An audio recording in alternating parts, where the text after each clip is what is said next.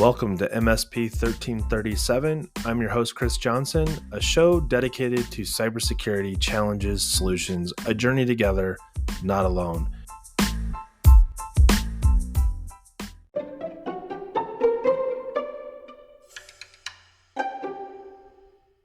Perfect. Welcome, everybody, to this episode of MSP 1337. I'm joined this week with Scott Augenbaum. Sorry. Welcome to the show. Hey, that was a great introduction. I got it. I nailed it. So for those of you that don't know, I've asked Scott to be on. I've heard him speak a couple times at a couple different events. He authored the book, The Secret to Cybersecurity. The big takeaway that I've had in the 2 times I've heard him speak and had the privilege of sitting down at the last conference for about 30 minutes and just kind of getting to pick your brain. There are 4 simple truths that you highlight, and I'll just say them real quickly because I did sort of memorize them. But the number one was that nobody expects to be a victim, and I think this is probably the one thing that every solution provider, everybody that's in cybersecurity has to remember, that at the very deep down, we are consumers and individuals or people first, right? And when we think about how we need to protect ourselves, we often use this language, and that is, at work someone else is responsible, at home I'm sort of responsible, and we're very quick as consumers to blame everybody, but then put it to the man, if you will, if something bad happens. And the first example I would say is, if I had my financial credit card compromised because I shopped at Target, I'm probably still going to shop at Target. I shouldn't just throw in the towel, but we do, and that's par for the course, right? Because the reality is, was it truly Target's fault completely? I think that's where, or anybody for that matter, I think it's easy to place blame on someone else. And you go into some of the other truths, and the other 3, which was, if money's stolen, the likelihood of getting it back is pretty much 0. The bad guys generally don't get caught. And if they get caught, they generally don't serve a whole lot of time, if any time. And then the last one, and this is the one I think that I could say would be like, this is the testament to what I think you've spent a lot of time sharing with us as you make the rounds on the speaking tour, is that the majority of this can be prevented. Did that cover it? Absolutely. But all right, what I try to do is, listen, I'm a retired FBI agent. So how did I learn this and how did I earn this is the big thing here. Sure. Because, I interviewed 1,000 victims easily during my career. And when everyone goes, 1,000 victims, that's a lot. I'm like, that's 1 a week for 20 years. And let me tell you, I had days when I interviewed multiple victims. And and I spent the majority of my career in the investigation of cybercrime. And when I was a young FBI agent, it was easy to define the role. Sure. Bad people did bad things to good people. I worked with state and local cops. We put bad guys in jail. What a fun and exciting job for a 27-year-old kid from Brooklyn, New York. You fast forward, 20 years later, and now you're in the world of cybercrime. And after interviewing all these victimizations, it finally dawned on me that there were commonalities, there were patterns in victimization. And the first one, as we'll unpack them together, is that none of my victims ever expected to be a victim. Why would anyone want to target me? Well, it's the assumption that you are a target.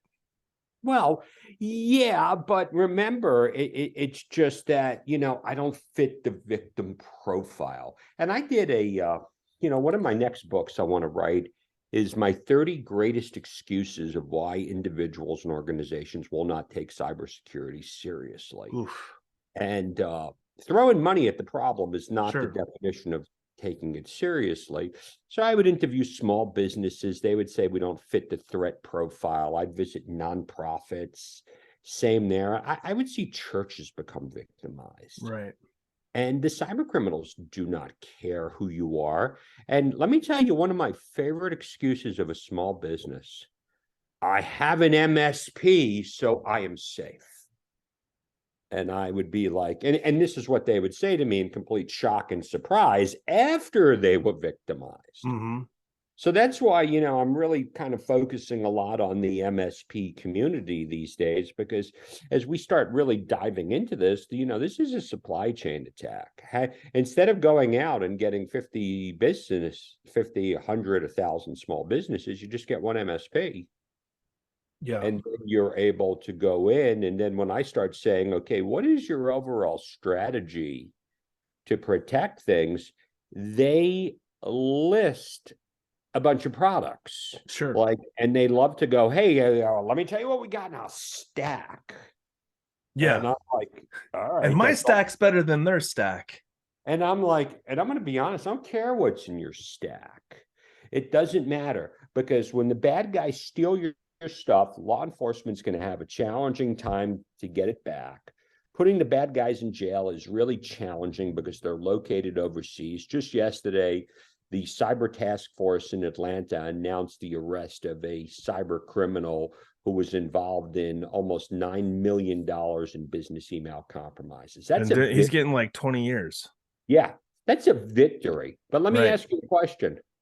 Are we any safer today because one guy's off the streets? I feel safer. I feel like I'm gonna definitely sleep better Oh, at come night. on. I can sense that sarcasm. Yeah, I'll throw one at you that I think helps tell the story. I heard this the other day. If I walk down the street in a neighborhood and I check the doorknobs on each of those houses to see one that's unlocked, I can pretty much guarantee I'm gonna at least find one. And that was really, really hard work for me to walk door to door. I mean, it might have been 85 degrees outside. So I mean, it was, walking to each of those doors was a lot of work. I think that when you throw that sort of perspective on what you're describing is I never expected to be the victim. Why would anyone want to target me? They're not.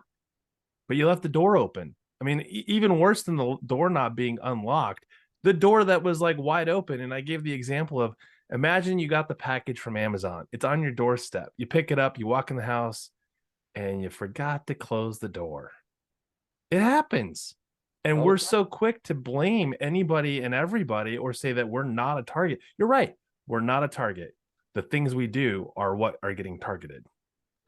absolutely. And so we deal with this, and this goes through over a period of time, dealing with thousands of victimizations. And I'm going to be honest, I get really depressed because I joined the FBI to help people, make the community a much safer place. Sure.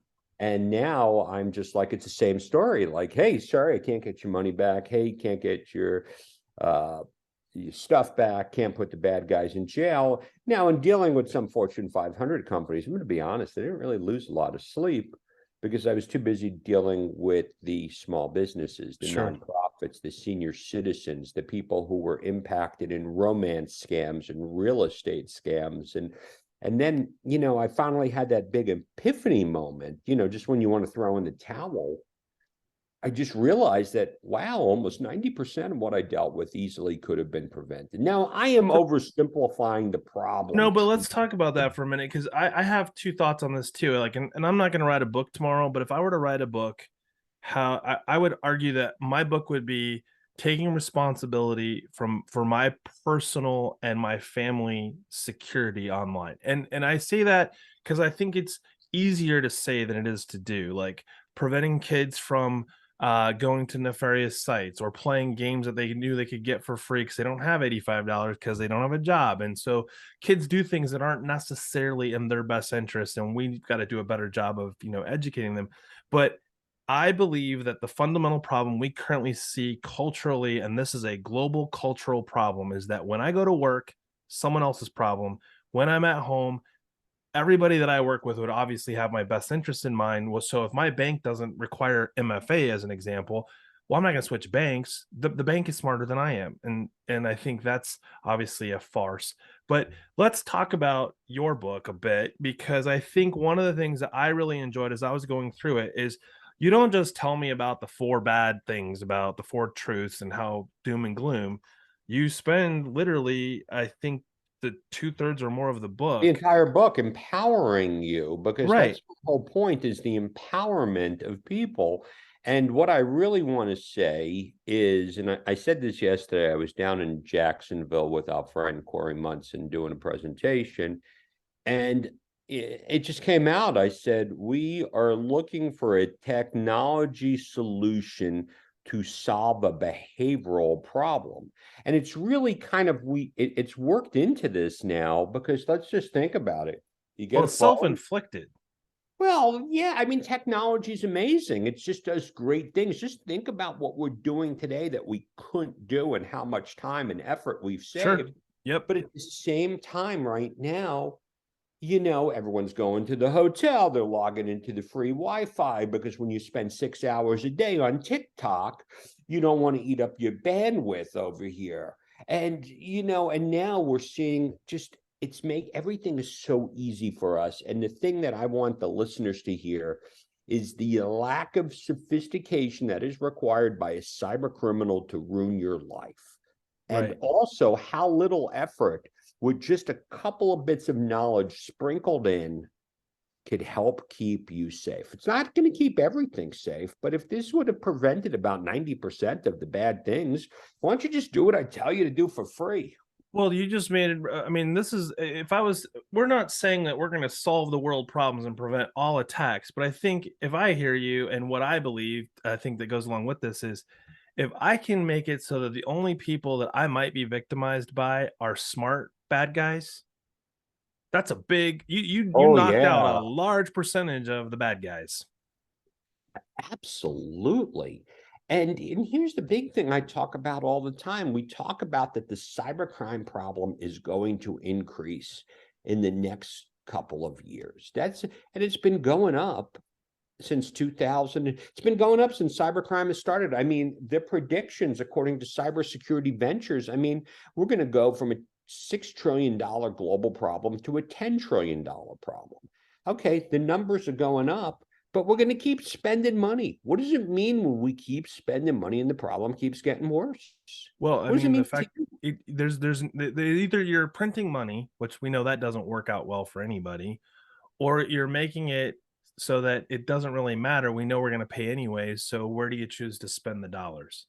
Well, and then it's like when it comes down, because, when I go over and I say to people, are you prepared or are you the next victim? I always ask the audience, I go, what does it mean to be prepared? And just think Right. about it. Let's think about the owners of these MSPs, their family members. They're like, well, I'm prepared. I probably have an antivirus product on my personal computer, and I Probably. might have an identity theft protection. And I go, congratulations, so did all my victims.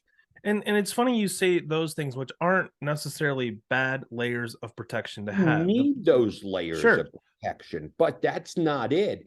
It's really developing that mindset. And that mindset is to be aware of that spending money on being safe.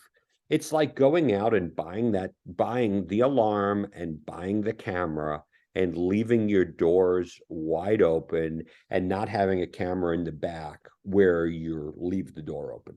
Sure. I think one of the things that we should talk about for a second is the programming. And I'm talking about how we are programmed. So if you get an email that has a link in it, your brain says, I should click on that link. I don't care what you should do, but your brain is telling you that unless you've had some level of education that says, hey, a lot of these links are not good. So before you click, do the following three things. And one of them that I've heard many times is, they put the banner at the top. So when you get your on your mobile phone, it pops up and it says, hey, this email came from an external source.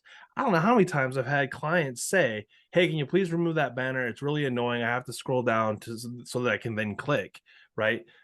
Because they haven't been programmed to say, I need to verify before I click. I need to, if I'm going to trust this, at least verify that it's true before going click. Well, and now what are we seeing? So now those types of emails, and to me, the banner is really, really good. But now you're going to get an email from somebody you know and somebody you trust, because they are. What do you do when your third party sends you an email? And that email is nothing. It's one of your vendors says, hey, look, we just want you to change bank account and routing information. Right. Don't do anything else. Just change it.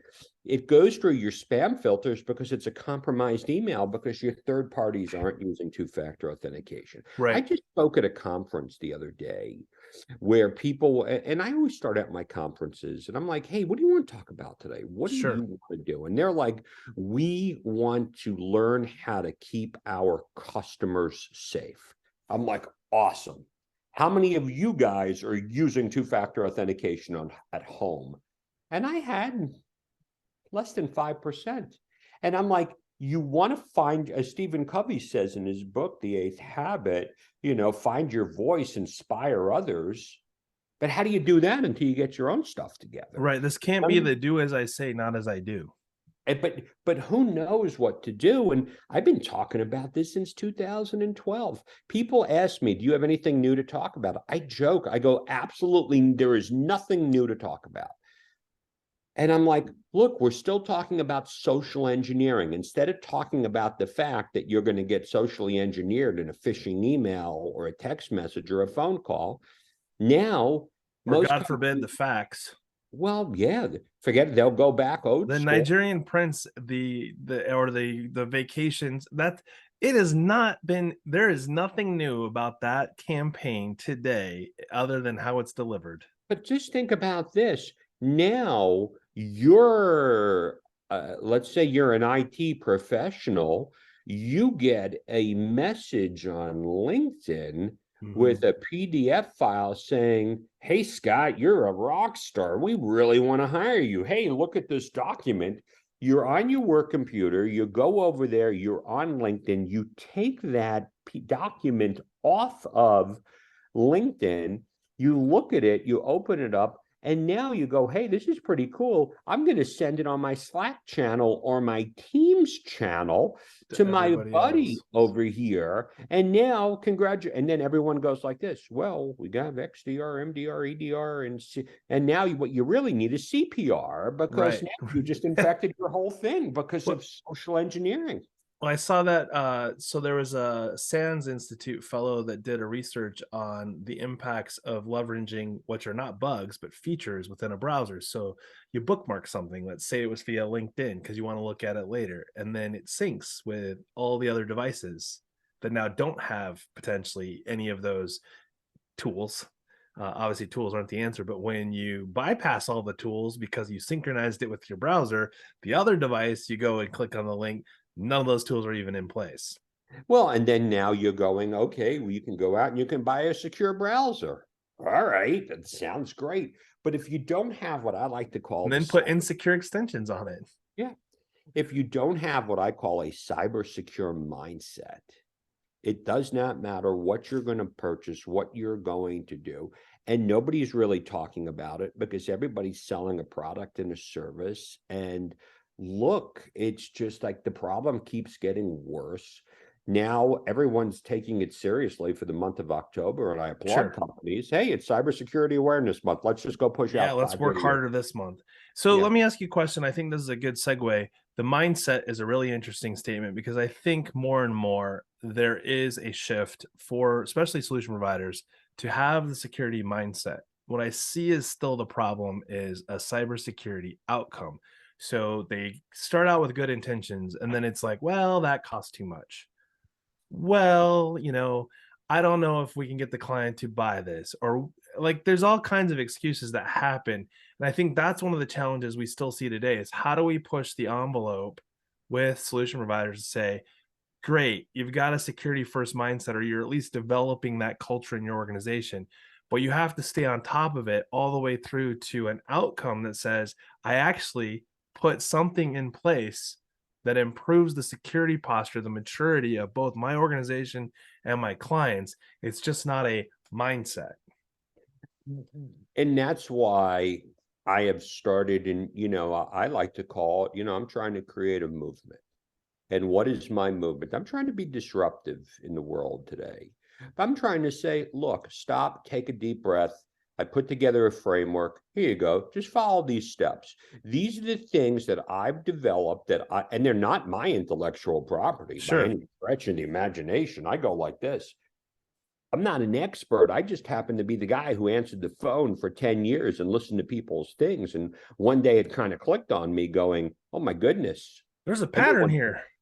yeah, there's a pattern, but identifying a pattern and then building your own pattern are two totally different things. So my whole thing to organizations is go out here and take this information and go build your own program around what we are talking about. But I still get a tremendous amount of pushback because everybody here is so conditioned to exchange money for reduction of risk. Sure. That's what I do. I buy a piece of software, I reduce my risk, but what they're trying to do is reduce their responsibility. Right, to deflect or defer to somebody else. And I think that's largely why insurance for so long has been the devil in the details, because if I have insurance, well, then I don't have to buy that, or I don't have to do something because I've got insurance in case bad things happen.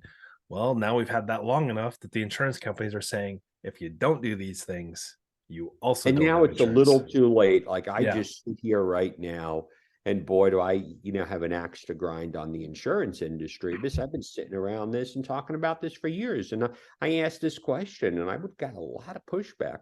Are you in the business of selling policies? Or are you in the business of mitigating risk?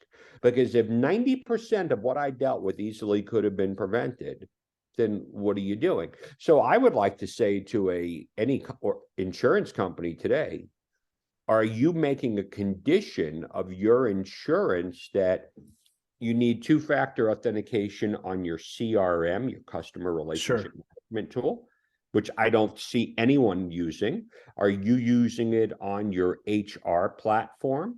Are you using it on your banking, your bank or your It payroll? doesn't, it just literally anything that has information that could be sensitive Yeah, information but had but but better here's have the it. thing. This stuff operates outside of the business organization. So I Right. challenge It's outside the four walls, right? Because it's hosted by a vendor that you subscribe to their services. And a lot of times you get the excuse, we're at the mercy of our vendor not providing.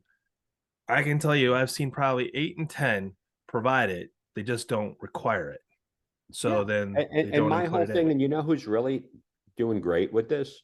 All my buddies were doing intrusion response because almost 85% of their intrusion response work is an account compromise. Yep. So, what do you do when the law enforcement shows up at your door because now your sales force has been, because good luck trying to get your salespeople to do it. And now they get in, your stuff's on the dark web, and everyone points back to the IT provider and goes, how did you let this happen? Or the customers go back to their MSP and says to the MSP, hey, how did you let this happen? My stuff showed up at the dark web.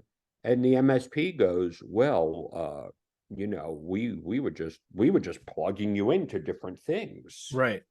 So I think you bring up a good point, and I think we haven't seen this by and large at all, especially with insurance. The burden of responsibility on the end user, that is, I will make better decisions based on, they obviously need to be provided the education, but we can no longer just allow the end user to be like, I didn't know, it was an accident. And I don't mean that to say let's go punish them, because I think that would get a completely opposite, like, hey, you're fired, you clicked on a link, it was compromised, it was all your fault.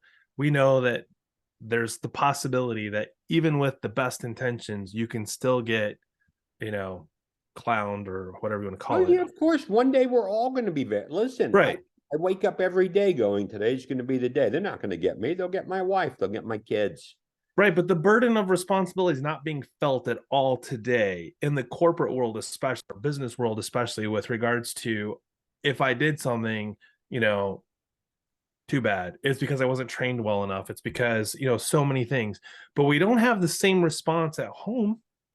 No one at home's going, man, it's my bank's fault. I'm sure they'll fix that. They'll get my money back to me. No big deal. It's only $20,000. I just got to call my bank back and say, hey, that wasn't my transaction. It'll be all right. They're not You saying, I mean, you know, might get some that say that, but for the most part, no, that they've realized that they've been a victim because they made a stupid decision and they clicked on a link or they took that phone call or God forbid they went to Best Buy and bought 25 gift cards to go to a drop. I mean, like, this stuff actually happens. It's mind boggling. I deal with it. I deal with it every single day. And, I got a call a couple of weeks ago from a gentleman who told me, he goes, look, my father was just taken in a scam. And, the first thing I ask is how much? And he goes, $1.3 million. And I had to clear my ears because I was like, Oh, one point. And then I asked, how long ago did it happen? And he said 3 to 4 weeks ago. oh, And geez. he's like, it's gone. And, Yeah. and he's like begging me. He goes, can you just make some phone calls with the FBI to get them to open a case or track it down? Because it was in a big area where you almost feel like you're hospice and trying to deal with the victim and trying to explain to this gentleman that and the cyber criminals do not care who you are. They're going to Right. go after your elderly parents. So, and I had an amazing 30-year career with the FBI. I am so blessed. I do what I love to do today. I provide training to large organizations, but my real passion project is taking this information and making sure that a lot of people who are in the age range where you're kind of sandwiched, because you got to Yeah. watch out for your kids. You got to watch out for your elderly parents. Your Yep. elderly parents are going to be targeted no matter what. Your kids are going to be targeted in ways that are completely different than they were 5 to 7 years ago. That we're in, there's so much. And now Did you everyone's, see Did you see the one? I want to go back to that 1.3 because I think that there's a lot of people that listen to the show that be like, yeah, but that's 1.3. That's individual. It's like, well, that not that they're not a dime a dozen, but 1.3 is a big one. I don't know if you saw this, but I think it's in the state of Maryland. EFT cards for financial, like to get your what used to be food stamps is now yeah. on, and they don't have chip readers. So there was a story about a lady that was basically had like over $3,000 just disappear from her card and was not making any progress with this. And finally, she went in, and the story gets so big so fast because they found out it was a 7-Eleven skim card reader. That's how they got the duplicate card. But then this was like taking money on the way in, taking money on the way out. They turn around and the money they stole, they turned around to buy formula from they got them, and finally because they're able to track this down, they got them on camera. They're buying formula to turn around and resell formula after they bought up all the supply in a given store. So it's like the scams that are happening, they're looking for quick, a lot of these are like how to get money quick and then turn around and make more money off of that. And so when I think about what happens to people that are on maybe the financial lower end of the spectrum or in the elderly category, whether they have lots of money or not, They don't they care are if you have susceptible. lots of money. Right. It's all If about you getting have any of it. 1.3 million or if you have $130, you Yeah. will be targeted, and you have to make sure that you are keeping yourself safe. It's So a how do volume we, game. so how do you change the behaviors of the MSPs to be able to bring that a level of education in, because they're dealing with, hey, we're going to provide you with a tech, and I don't mean that in a sarcastic way. No. Well, maybe I do. Maybe You there's know, some sarcasm there because I think we're all dealing with it. Even the solution providers start to say it with some level of sarcasm. And I ask people, I go, what's your educational platform to keep people safe? What are you doing to teach people? You built this great platform. You have this great thing. It's going to do stuff. Because anytime you'll show me one individual product, I'll just show you how it's not a solution. It's a really good part of defense in depth. But defense in depth has been replaced with a term that I call spending in depth, because now organizations are stacking one thing on top of another, ripping things out, replacing and doing this, but they're still going after 90% of what we deal with is still social engineering. Yep. It's social engineering, it's account compromise, and it's a lack of two-factor authentication, which happens to really put everything in order. That's what I'm seeing now. And if people would just do that stuff. I don't disagree. I think if we could just get that to be better, improve that, We deter a lot of the threat actors because we're making it complicated for them to succeed. And now it's like, okay, since I've been introduced to the MSP world, how do I sit here and how do I get that message across? Because I had one conversation with an individual, I won't mention their name, and they said, we've heard your message. It's a little too elementary for MSPs. And I was like, wait a second, the FBI just put together a complete comprehensive alert that had nothing filled with it with basic information. So when the government's going, look, MSPs are at risk, you need to do the basics and you need to do the fundamentals. And then I get told my message is a little too elementary. That's an You want to write another interesting. book? I don't know that I've ever heard that, because I will tell you, as I was going through your book, there was nothing in the book that was for me like, oh my word, huge eye opener. I can't believe that Scott put this in a book. And this is one of several books that I've read that have similar, and we'll use the word elementary. I think we have lost sight of fundamentals as individuals, as people, because we are so wrapped around the axle with tools and AI and this thought process that says technology may not solve all my problems, but it solves enough of them that I'm going to ignore the ones that shouldn't have any money spent to get the job done. Most cases, MFA does not cost you any extra money. Well, and I want to make a confession to all your listeners in the world. Everything that I talk about, it's not rocket science. Everything I talk about is common sense. However, common sense is not the same thing as common practice. Amen. And that's what we have to do. And everybody's too busy trying to sell a product, a widget, or this or that to really focus on the basic things. So let me ask you, why do you think more people with my background aren't talking about what I talk about? Because I think it's such, for them, I think they feel it's such a steep uphill climb and they don't believe people are listening. They haven't figured out how to make money doing it. They Well, there's figured that too. out all of my counterparts right now are, because I get asked all the time from big companies to speak, and they go, "Hey, we have no budget." I go, "That's great. I got lots of retired FBI guys." I go like this, "What do you want to buy?" And then there's dead silence. I go, "What do you mean? What do I want to buy?" I got guys who work for intrusion response companies. What do you think the intrusion response guys are going to talk about in their presentations? Intrusion response. Yeah. What do you think the guys are going to talk about who work for insurance companies? What do you think the guys are going to talk about for software companies? And all I'm trying to do is take the message that I've learned, because my heart's been broken dealing with so many small business, and take that message and do something with it. That's Yeah. all. At least teach your kids, at least protect your elderly. That's my movement that I'm starting. I mean, I think if you could win, I think if you win that battle, you pretty much more or less are going to make a pretty big dent in the overall war. I think that's where we have to start, because that money that they get at the low end is what's driving them to go after the high end. When I was an FBI agent, I did almost 1,000 presentations to try to change corporate behavior. And I'm going to be honest with you, I failed, because these companies would not listen. But every once in a while, and this is what drove me to do what I would do, I'd get an email or I'd get a text message, or I would see someone and they go, "Scott, your little simple technique on how to change passwords was life-changing for me. Yeah. Thank you for what you do." I would go out and do presentations. I'll never forget this one mortgage bankers association I did in Nashville when I was an agent.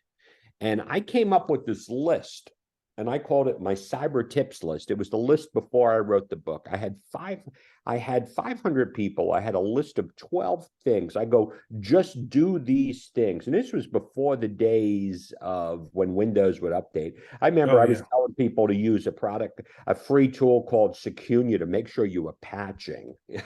And I had this whole list, and I said, come to me after my conference and I'll give you a list. And out of 500 people, 5 people came over to me for free stuff. I'm like, this is really, and then I got so mad, but I realized that I can only help the people who swim towards me. Yeah. And you know what? Helping 5 people, who knows how many people that ends up helping, right? I got a great pension today. I got a lot of hustles. So to me, and people go, "Scott, you're giving away way too much information." And I go, no, this is in my stage of life now. This is and believe me, I'm making a wonderful living doing what I do. But the more people I can keep safe and the more people I can help, the better I feel and the better it is for everybody. Well, Scott, I really appreciate your time today. We are at the end of the timeline or timetable for MSP 1337. For those of you listening, this has been an episode that you don't want to miss out on. Share this with your friends and have a great week.